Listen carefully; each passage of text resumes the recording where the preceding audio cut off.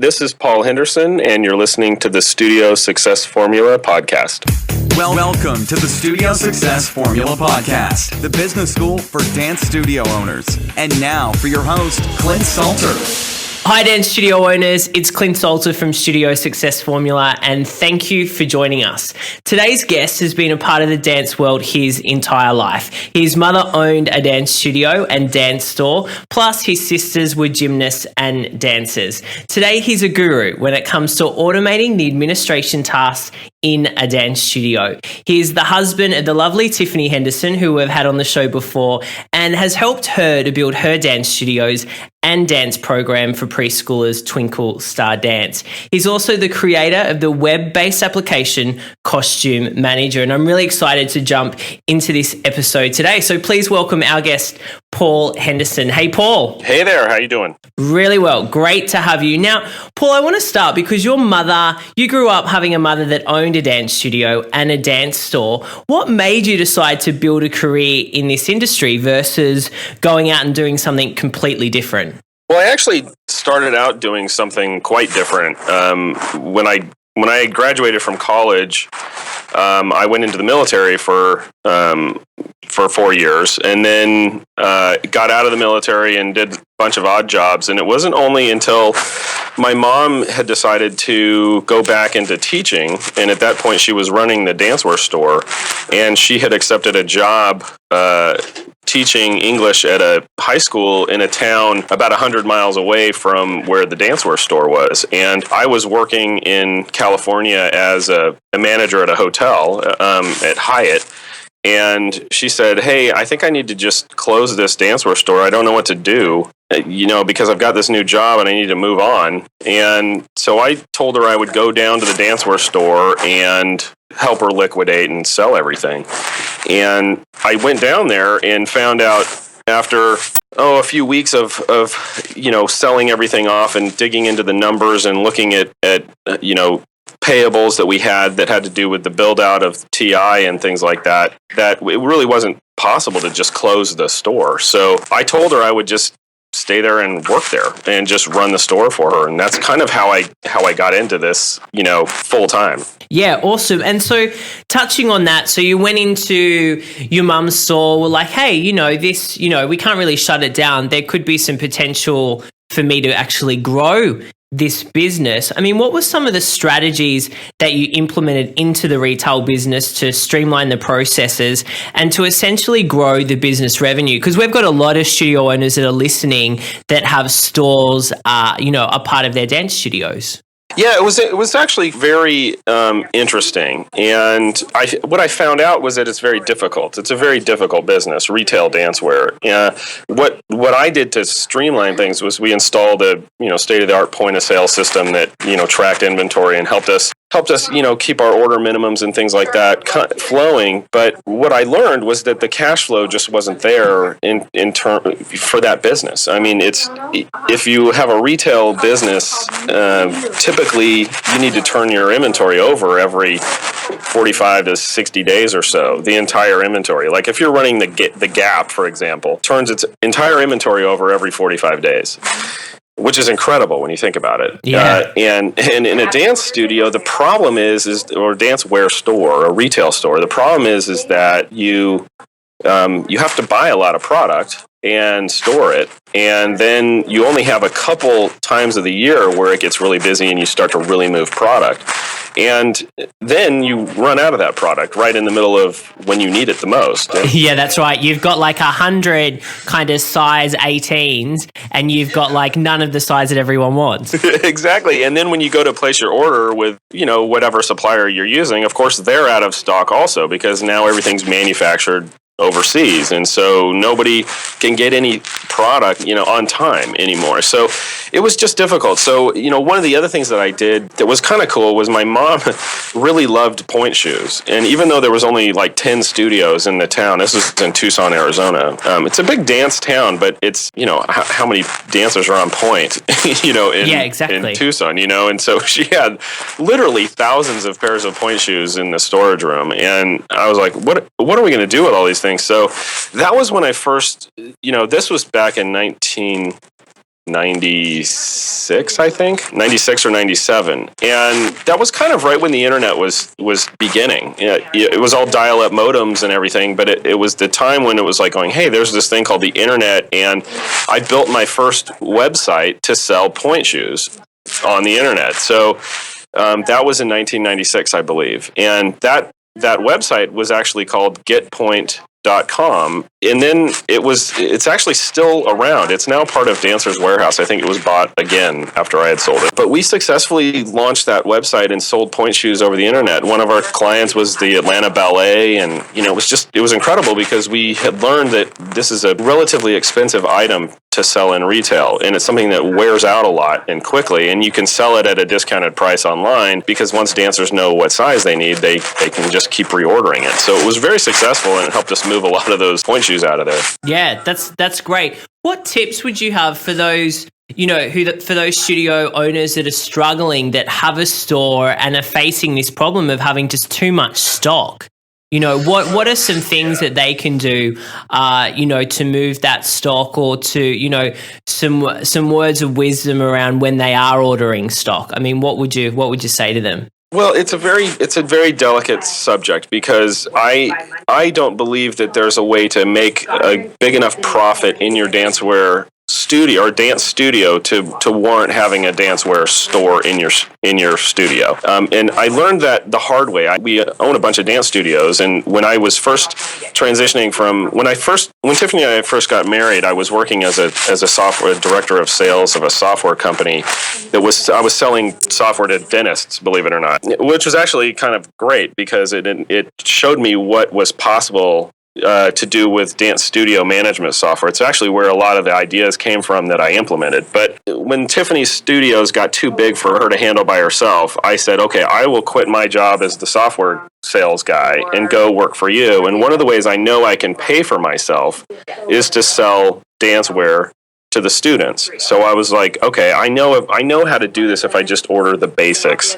So that's maybe one tip I would have is like stick to the staples. It's no fashion items at all. It's dress code stuff. It's ballet shoes, tap shoes, tights, leotards, skirts, maybe sweaters if you're in a cold environment, and that's it, because you've got to be able to move that stuff.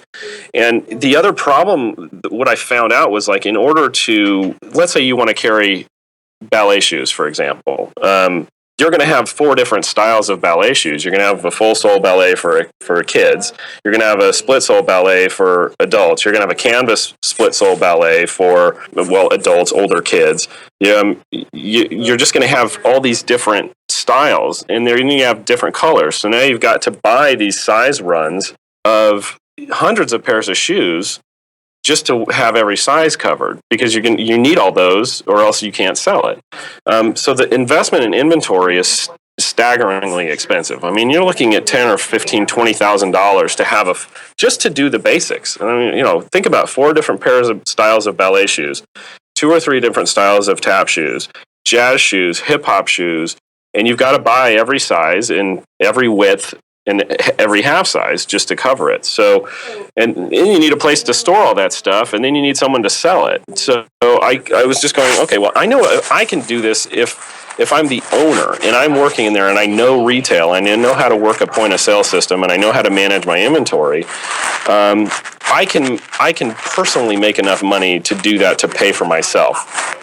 The problem becomes when you're the owner and now you're paying somebody to do that. Now you're paying a manager or somebody to run that dancewear store. It's just going to eat up all the profit, and you're tying up all your money in inventory. So that's the sort of bad news about running a dancewear boutique in your studio, is that it's a very nice, convenient thing for your customers, but it may not be profitable for the studio.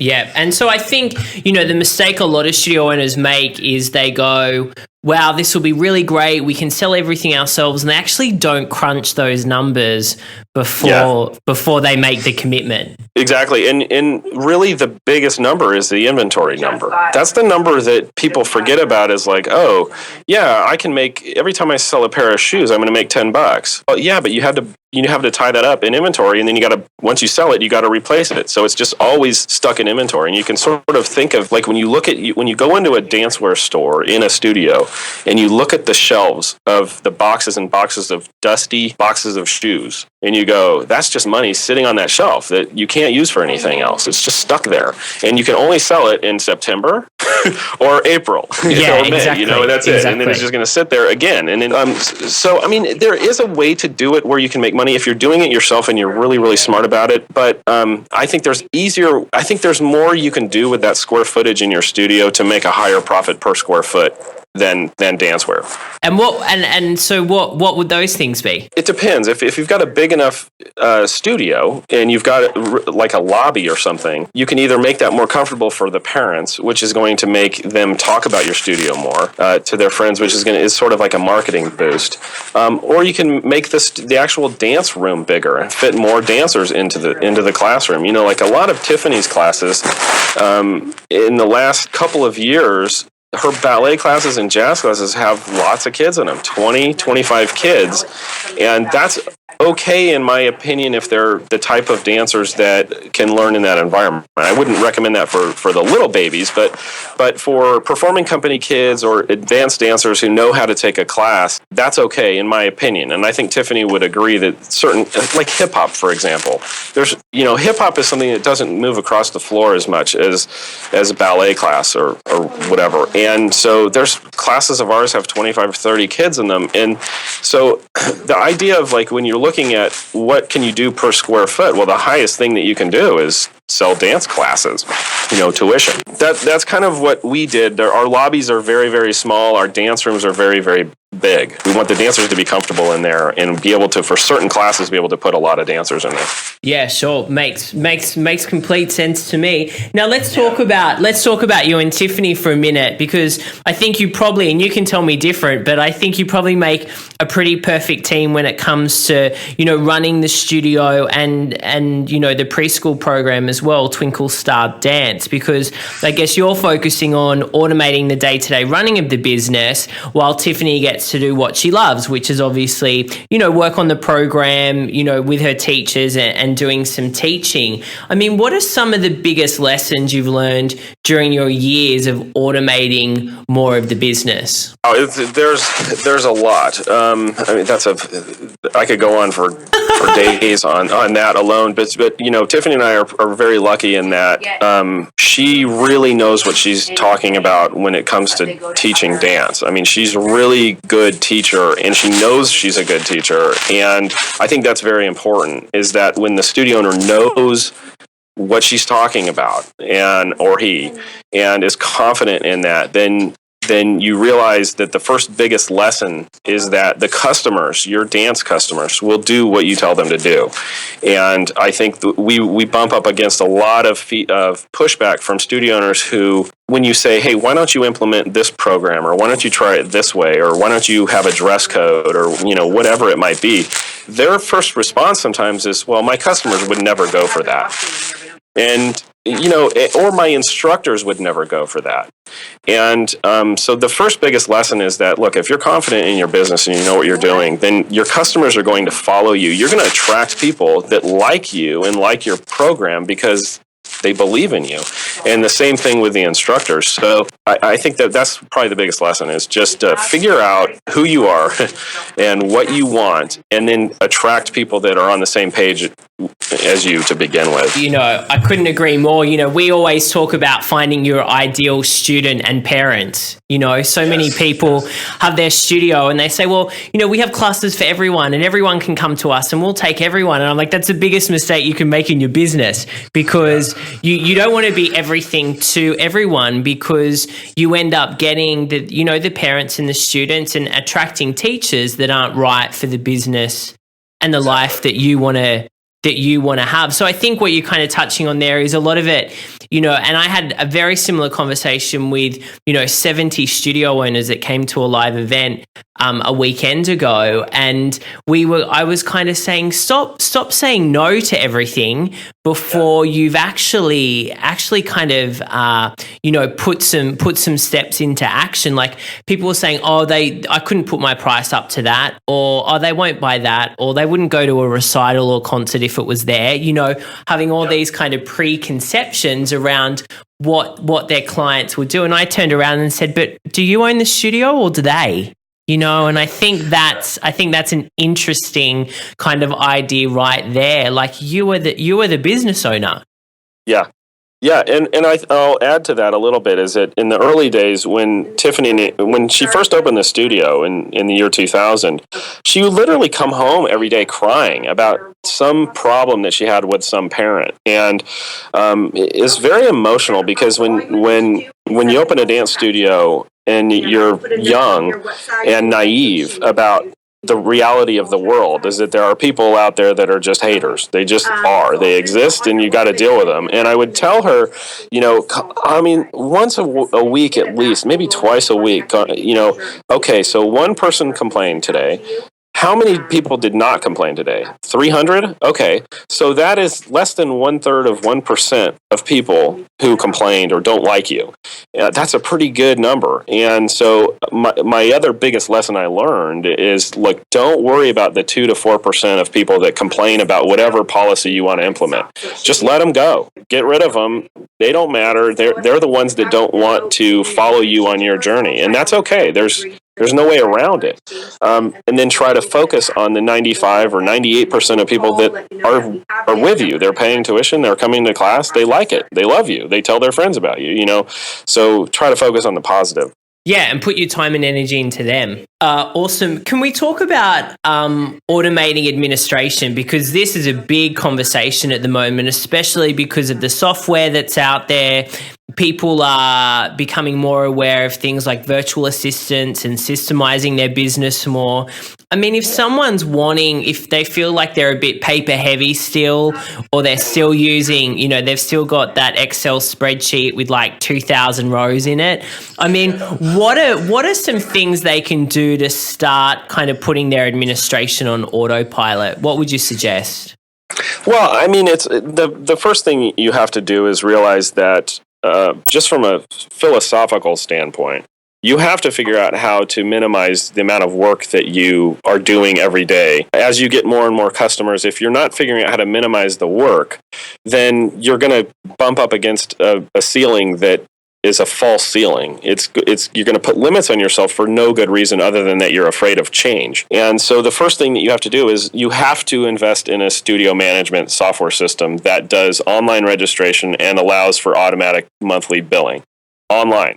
So that's the first biggest no-brainer, that if you're not doing that, that's the number one thing you need to do. Because when you think about the amount of time it takes to register a student over the phone or in person, and then take their payment, and then write down the credit card number, and then process that, and then repeat that payment process every month, it's just a ridiculous amount of time for no reason. When customers would rather go online, look at your website, click on a link that says register, enter their information, enter their payment information, and then show up to class.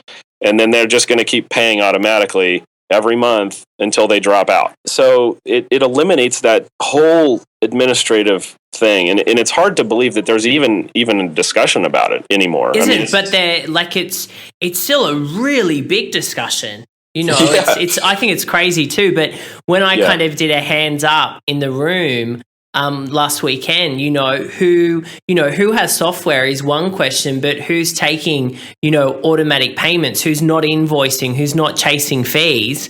There was only a very, very small percentage of the room that is doing that. It's crazy.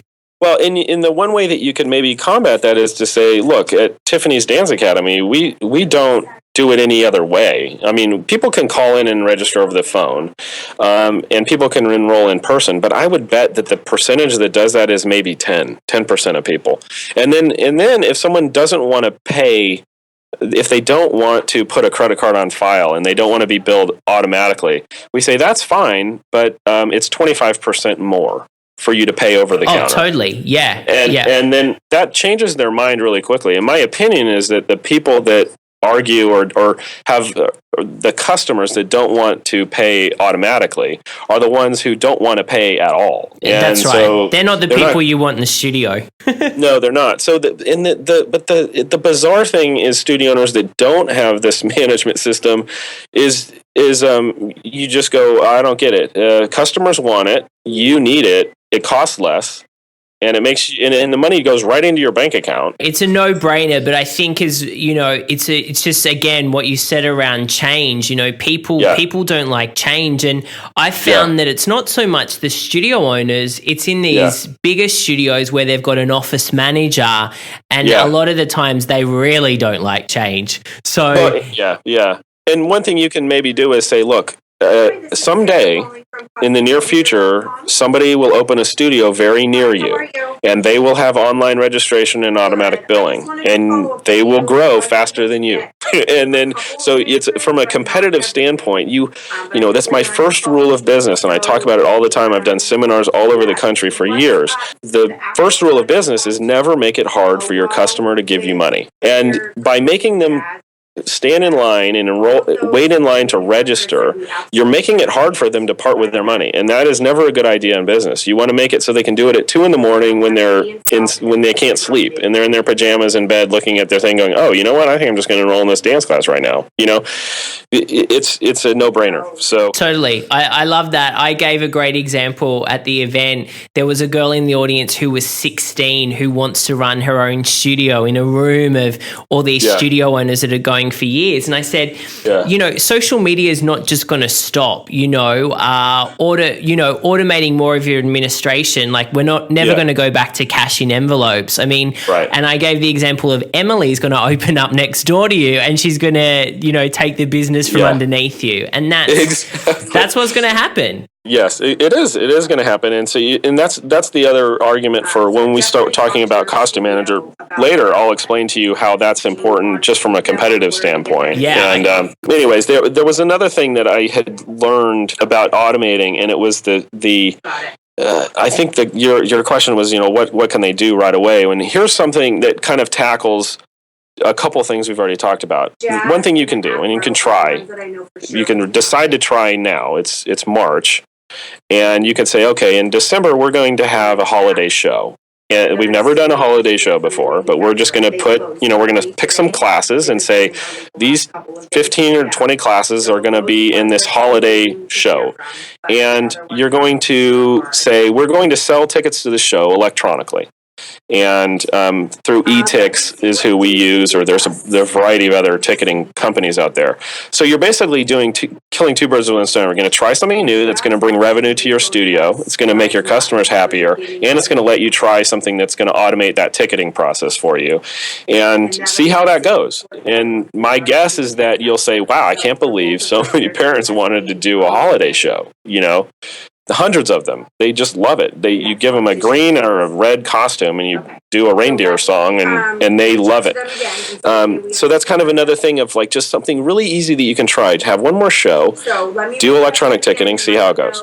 Yeah, love it. And so look, I know you've seen inside a lot of dance studios and you've spoken with lots of owners. What are some of the common mistakes that keep coming up that you go, oh, why are you doing that? Besides the billing, besides the automatic payments, what else is there that you see as a common mistake that studio owners are making at the moment? This is a really easy one, and I think everybody's guilty of it, even Tiffany sometimes. And so if you think of your dance studio as a three-legged stool, and each leg represents a different age group of students at your studio.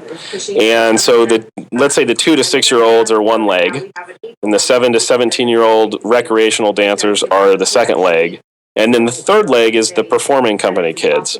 Those are the advanced dancers that are taking a bunch of classes a week.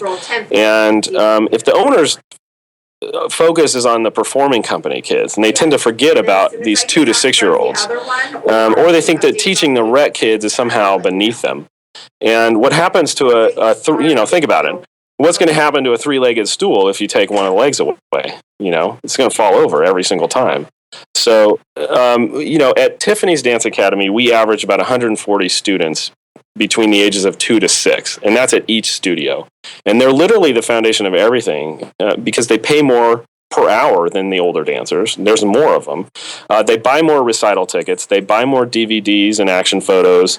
They spread the word of your studio to other dance moms.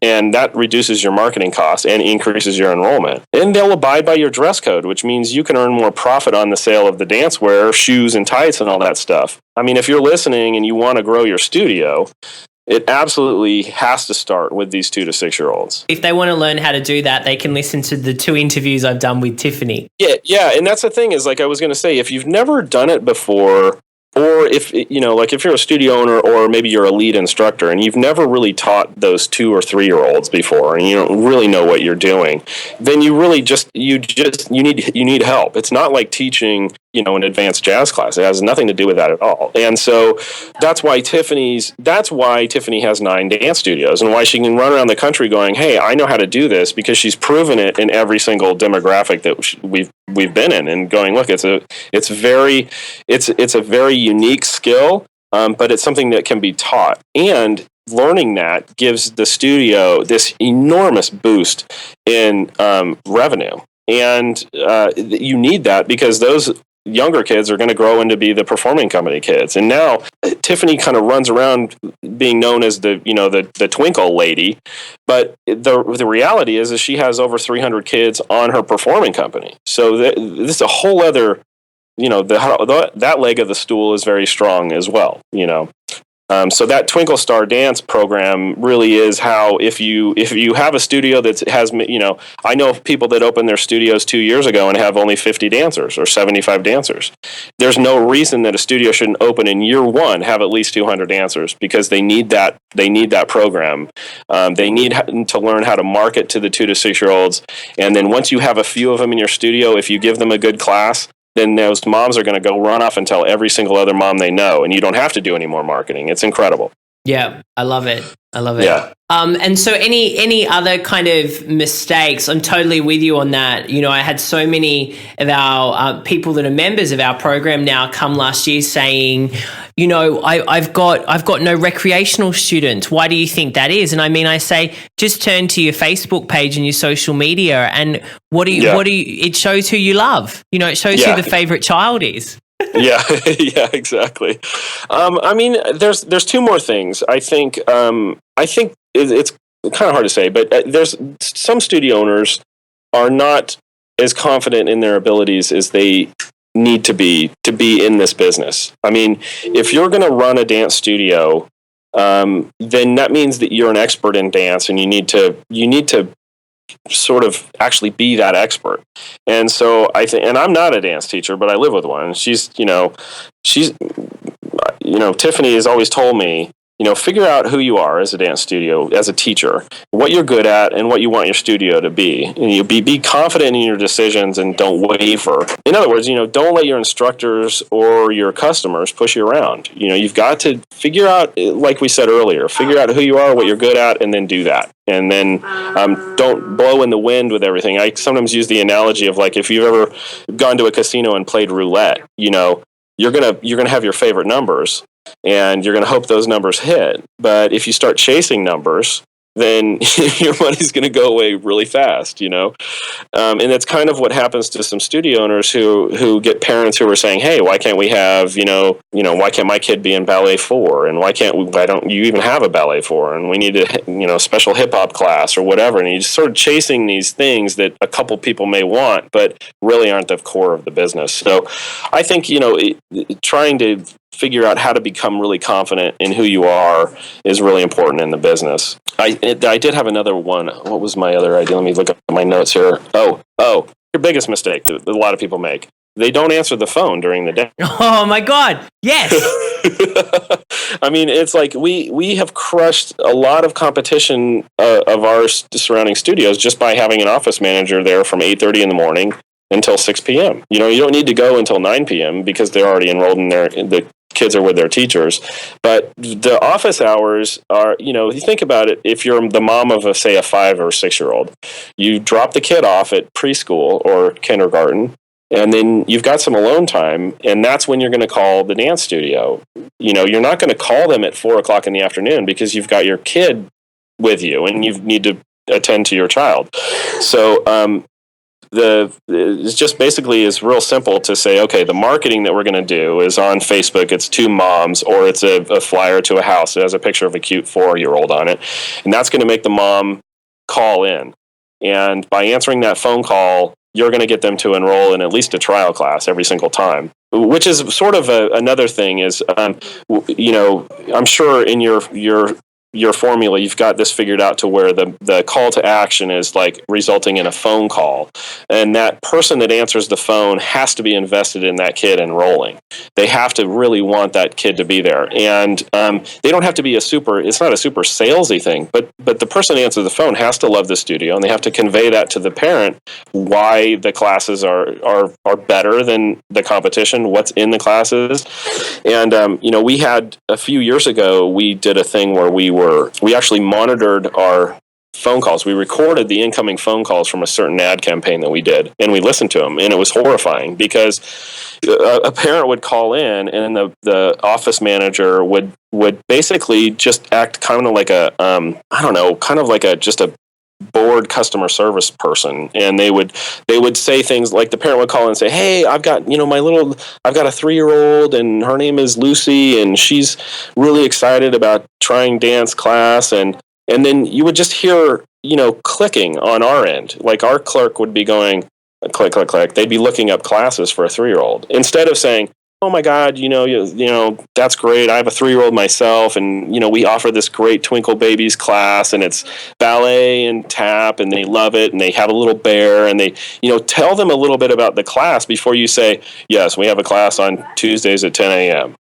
That's not going to do the job. So that's kind of the thing, is answer the phone, but make sure that the person answering the phone is telling the customers what the customer wants to hear in a friendly way. They've got to be invested. I think that really comes back to, team, getting the right people in the team, and for everyone to be on the same page. Because what happens, and I've seen it time and time again, is the studio owner will say, my office staff's not doing this or they're not doing that. And I'm like, but what, where is everyone's expectations at? And right. Is everyone working towards the same goals? Because a lot of the time, if I go into a studio and I have conversations with office staff, a lot of the time they're not, they're not on the same page, and neither of them know that. Yeah, exactly. Yeah, that constant communication is really important between the staff and the owner, and the staff and the instructors. And they need to be really invested in that. They need to understand that their job is to enroll students. Without the students, nobody has a job. So they're the first line of, we tell our people, like, look, I don't care if it's a 1 hour long conversation, because that might be the only conversation that anybody ever has at the studio with that parent, really. And so it's important that you take the time to get to know them, and that they know you and they trust you. And so it's a really, really big deal to make the people answering the phone feel like it is really a mission critical part of this business. Yeah. Thank you for sharing that, because that is such an important point. Now let's jump on and talk about Costume Manager, because I want to know more about what you do now. And how Costume Manager helps studio owners. Okay. So about 9 years ago or 10 years ago, when we first had the studios, we had only one studio at the time, maybe two, but it was like 9 o'clock at night one night, and it was before I was really working full time with Tiffany. And I walked into the studio really late at night. Nobody's there except Tiffany, who's in the office with these papers scattered all over the floor, like hundreds of them. And I was like, what is this mess? And she said, well, this is I have to order these costumes for all the dancers. Like, oh, wow. I was like, and I started looking at it going, wait a minute. So I get it. It's a catalog system, and you have to figure out what the costume is, and then you have to collect the money from the parent, and then you have to somehow record that somewhere, and then put it on a piece of paper, and then every style that's from the same vendor or same supplier, you have to put that into a category, and then you have to somehow create a purchase order for this stuff, and then you have to order this stuff, and you have to pay for it, and then I didn't know what happened after that. I was just horrified by this look of this whole disaster on the floor. I was like, they're literally 3, 4, 500 pieces of paper scattered all over the place. This is insanity.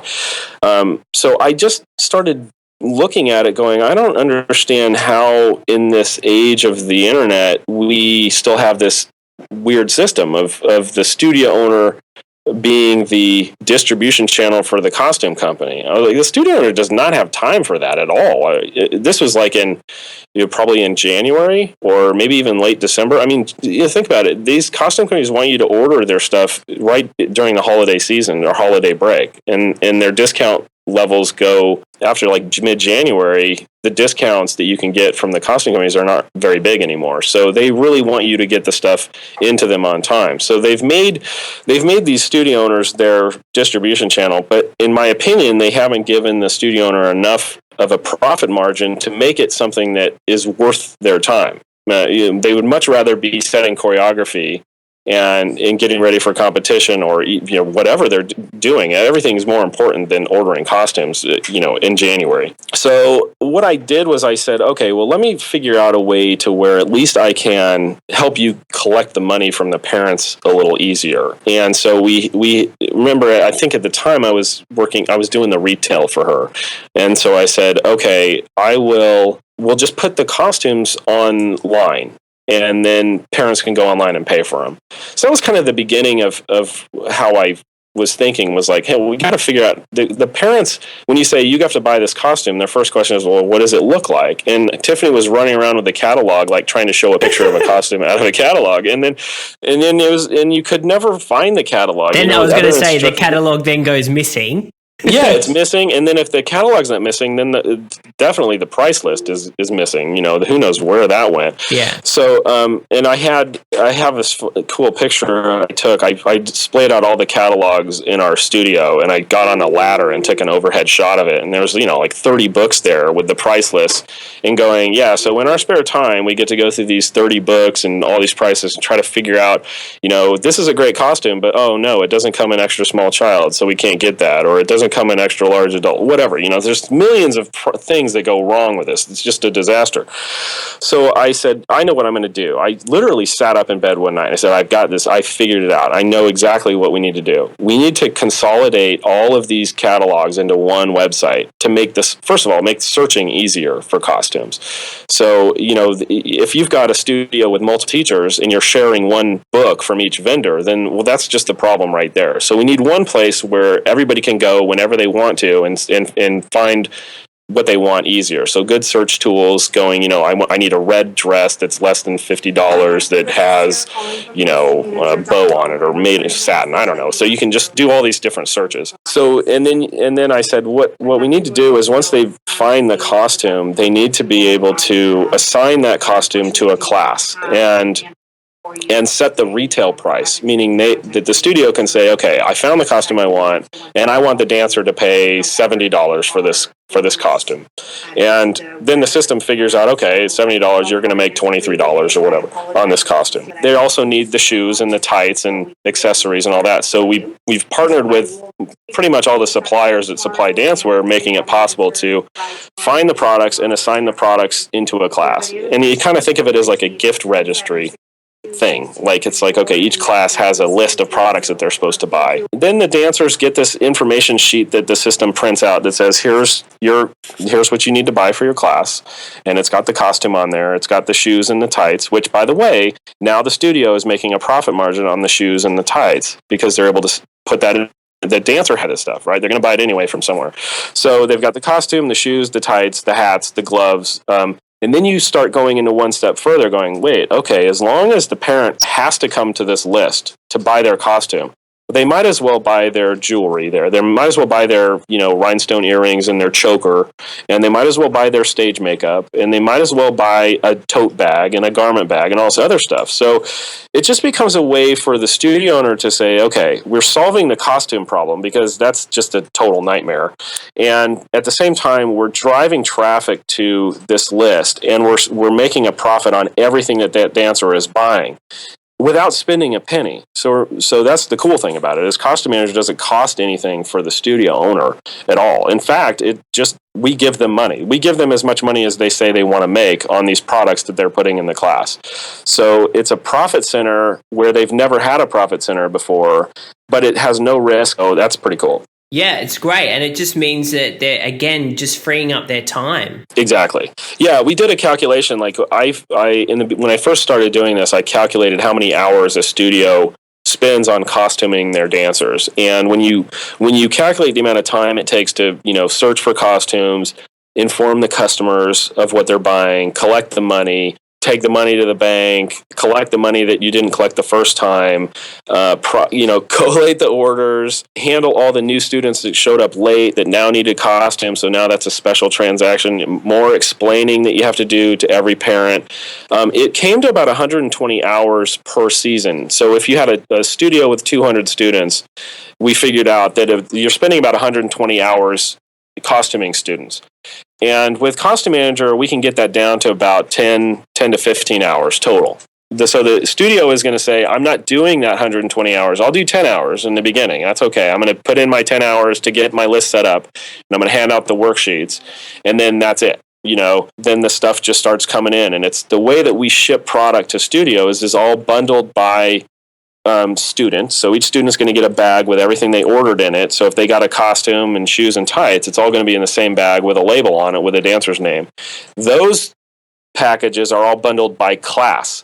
So we basically are going to ship the product to your studio, but we're going to ship it to Studio B so it arrives at 4 p.m. for the Jazz 4 class. And so the instructor just has a box in there that says, okay, everything in this box goes to this Jazz 4 class or Ballet 3 or whatever it might be. They just take it out, hand it to the student, and go back to teaching. It takes 5 minutes. So, it solved that problem.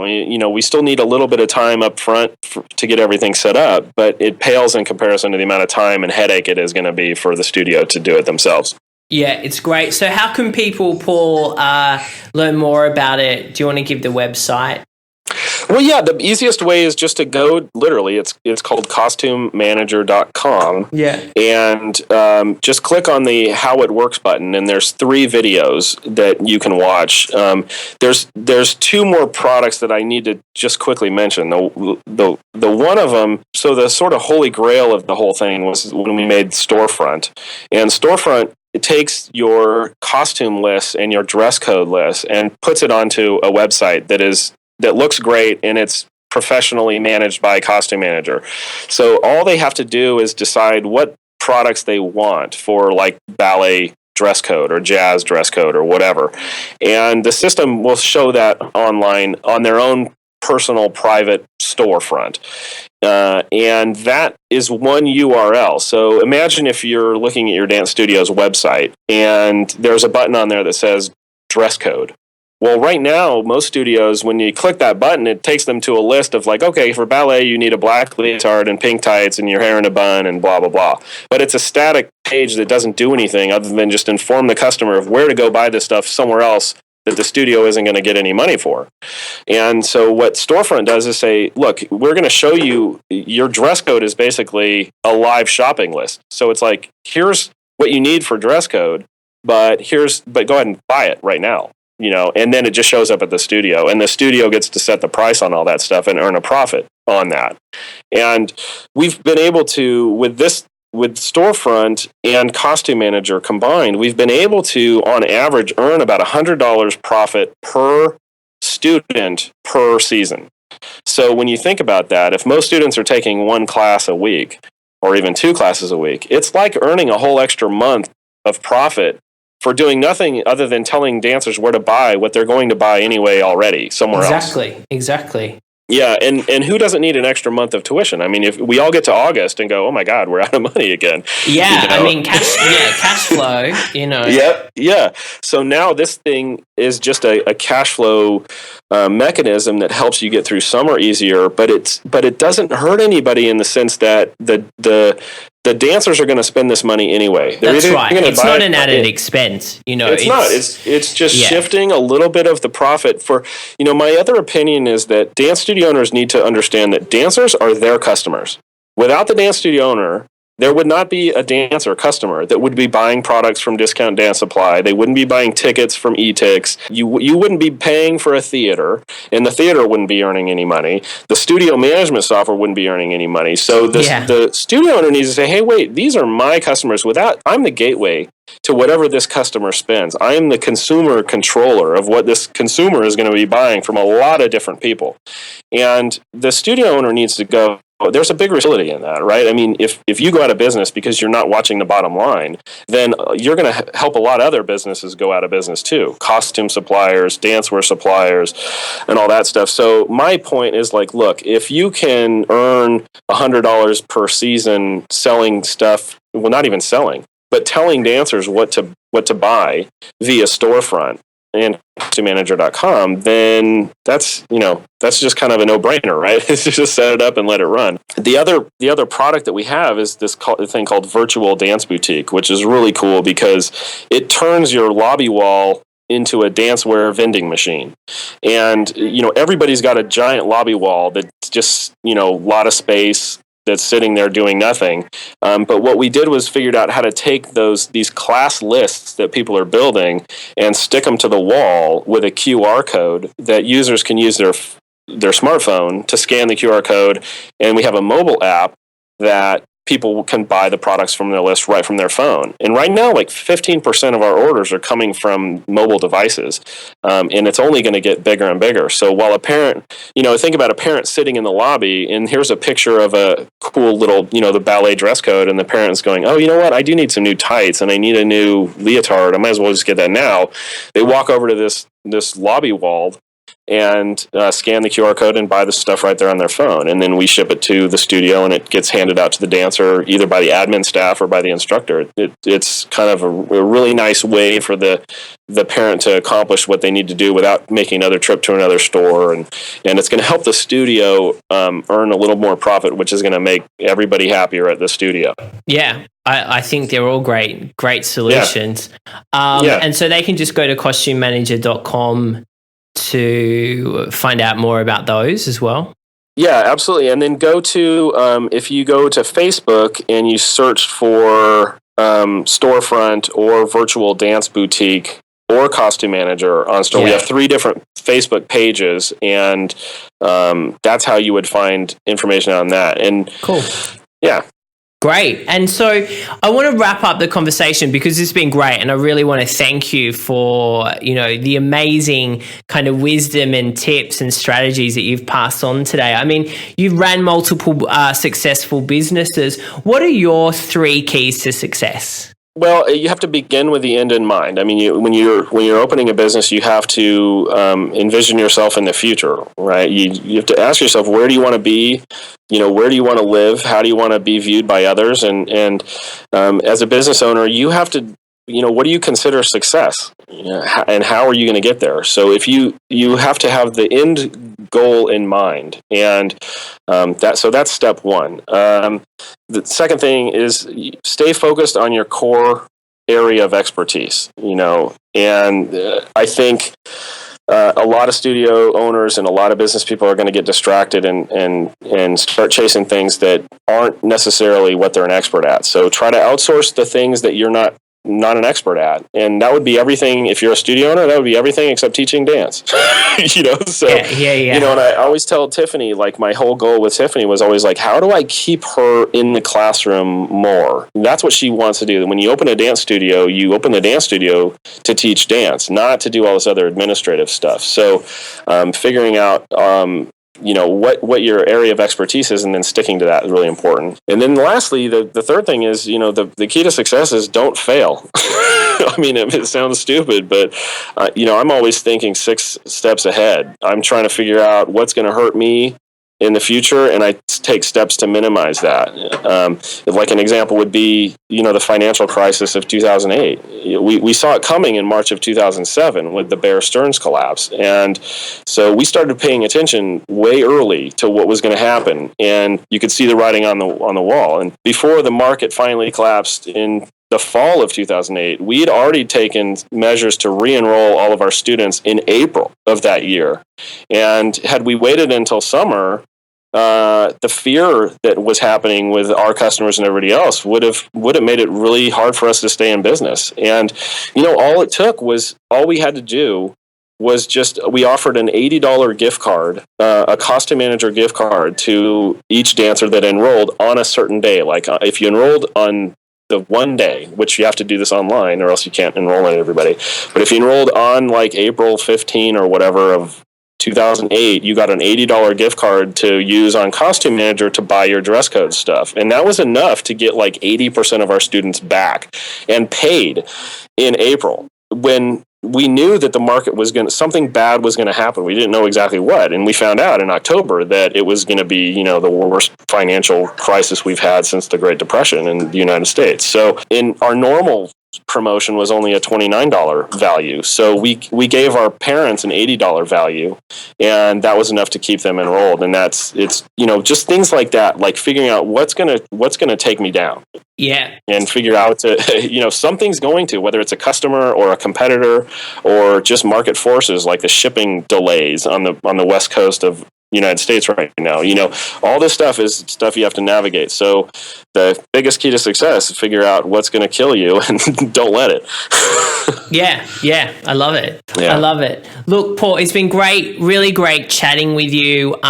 We've talked about where people can go for more information on you and check out those 3 pages on Facebook. Go to costumemanager.com. Any last kind of anything else you want to share with our studio owners before we wrap up? Oh gosh, no, nothing other than that. If you want more information, you can email me at paul@costumemanager.com. I'm happy to talk to anybody about anything. I sort of do help studios as much as I can. And I learn more every time I hear of a new problem. So I'm happy to talk to anybody. And then the last little plug would just be for Twinkle Star Dance. If you need a recreational program, I really believe that this is one of those foundation things that every studio needs. It just really is incredible and helps studios grow to their full potential very, very quickly. Yeah, and I agree with you there. And if you want more details, you can go to Studio Success Formula and go to our podcast and check out the interviews we've done with Tiffany. Great, sounds good. Thanks, Clint.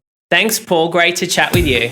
Are you enjoying the Studio Success Formula podcast? Then we'd love for you to share the love. We want to help more dance studio owners become go-to studios, so we'd greatly appreciate you writing us a review on iTunes. For taking the time out to do so, every month, Clint will be selecting one lucky dance studio owner to receive a Power Business Coaching session. Simply visit the iTunes store today, search for Studio Success Formula, click on ratings and reviews, and then write your review. Thanks in advance. Take care, and we'll see you next time.